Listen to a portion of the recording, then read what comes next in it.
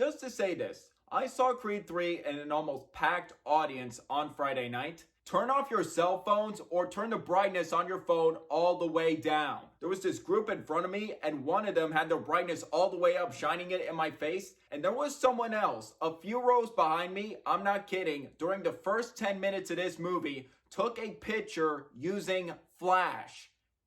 In a dark room, big movie in front of you, the screen, seriously? Just food for thought for next time you go to the movies. Just turn your phone off or wait until the movie's over, please.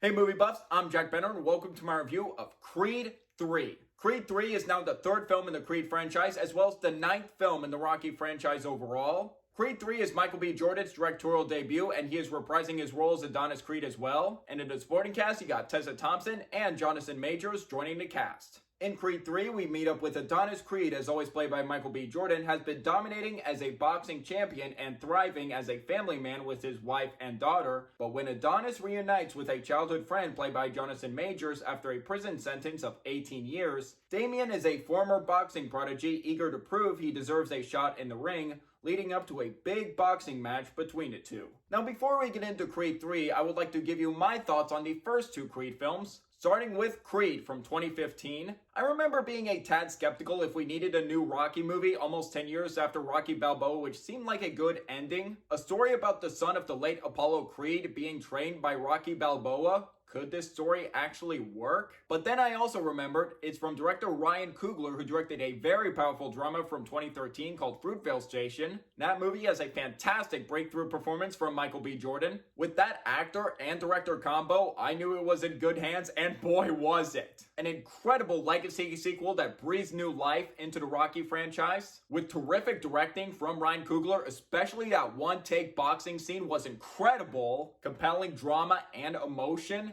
And in my opinion, two career best performances from both Michael B. Jordan and Sylvester Stallone, the latter of which Mark Rylance was great in Bridge of Spies, but that was Stallone's Oscar. I felt that in 2016, and I still feel that now, that Stallone was robbed. And that is my second favorite Rocky film behind the 1976 classic, and my third favorite film of 2015 behind Mad Max Fury Road and Inside Out. And 3 years after Creed, we got Creed 2. While I don't think it's as good as the first Creed, I still think that's a great and engaging follow-up. Jordan and Stallone are once again excellent in their respected roles. The Dragos were very interesting and compelling antagonists, and I thought Stephen Cable Jr. did an impressive job handling the intense boxing scenes and keeping the compelling drama from the predecessor intact. Even though I loved the first two Creed movies, there were a few things about Creed 3 I was curious about. For starters, this is Michael B. Jordan's directorial debut, which I feel like could go either way. I've been a big fan of Michael B. Jordan over the years, so I'm excited to see how he would handle this big opportunity to get behind the camera. Interesting looking back to the Rocky franchise, how Stallone directed most of the Rocky sequels except Rocky 5,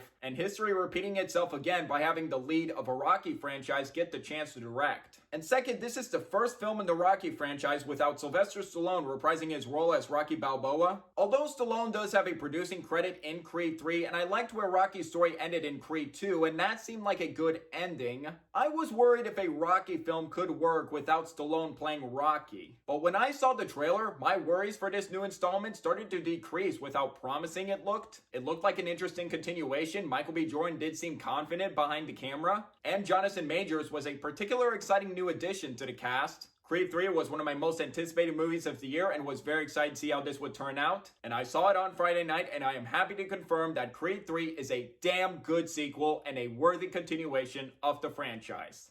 Let's start this review with the pros. With first impressions for Michael B. Jordan as a first-time director, he certainly packs a punch, and it's very refreshing to see his level of confidence behind the camera. In particular, one aspect that a lot of people are talking about in the reviews for this movie was his influence of anime such as Dragon Ball Z and Naruto for the boxing scenes. And now having seen the movie, I can definitely see that. There were certain shots, close-ups of the boxer's eyes, and the ferocity did remind me of anime, but mostly Michael B. B. Jordan does an excellent job infusing fast-paced energy into the boxing scenes, making them feel very intense, grounded, and visceral. He uses great camera movements following a boxer around in the ring, and even when there's a punch and it's slow motion and sweat is coming off of the boxer, it feels brutal and effective rather than cheesy and overused. And whenever those moments happen with those punches, I was like, damn. This is also a very well shot movie with great cinematography, especially certain colors in the boxing scenes. And there is one particular shot where he's talking to Damien before his first big boxing match. And there is one particular shot where they're both standing and how that shot is framed and the two different colors on each side.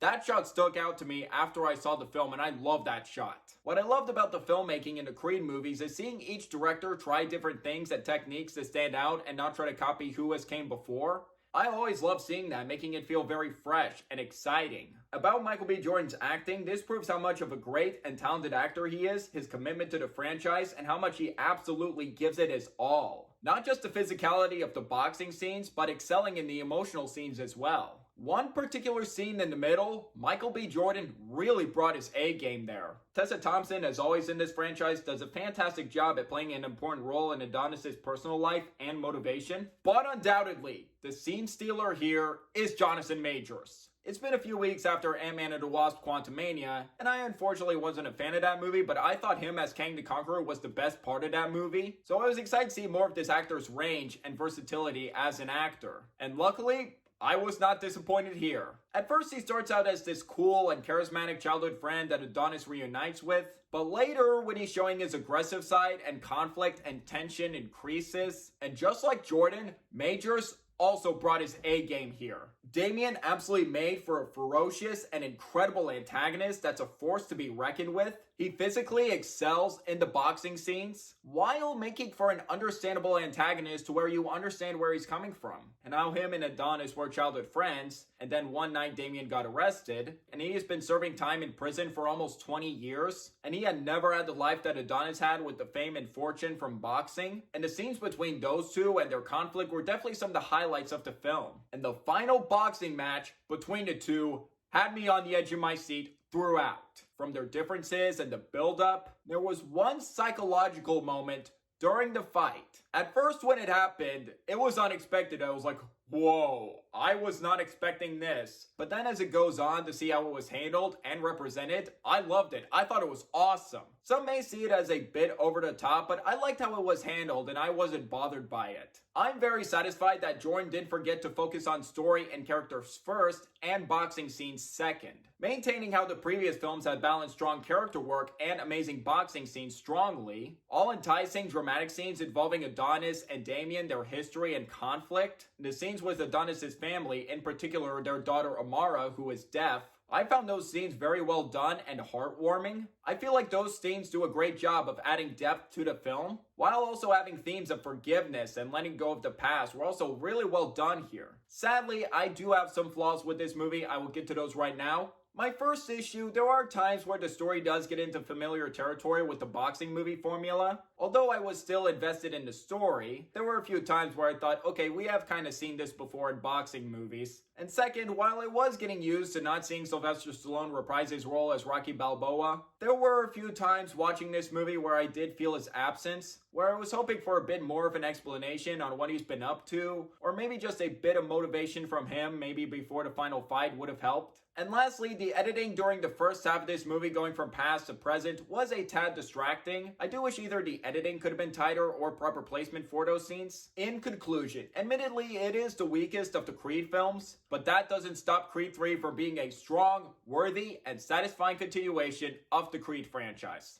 Michael B. Jordan packs a punch with his awesome foray into filmmaking, an enticing story and conflict, and excellent performances. I would definitely recommend this movie to you if you're a fan of the Rocky franchise or the Creed franchise. And if you love the first two Creed films, I don't think you'll be disappointed here. Or if you have seen a bit of the Rocky films and if you haven't seen the Creed films. Although I would absolutely recommend the first two Creed films, I don't know if I'd say it's absolutely necessary to watch those two movies before this. I still think this one stands out on its own and you can still enjoy it. However, if you don't like the Rocky franchise or the Creed movies, I don't know if this one's going to change your mind or win you over. But I do think Creed 3 is worth a chance and you should definitely check check it out. I definitely think Michael B. Jordan has a bright future as a director after his impressive directorial debut here, and he has said that Creed 4 is possible. So if he wants to direct that or anything else he has in store for the future, I'm definitely on board for more Creed films that keep this Rocky franchise strong.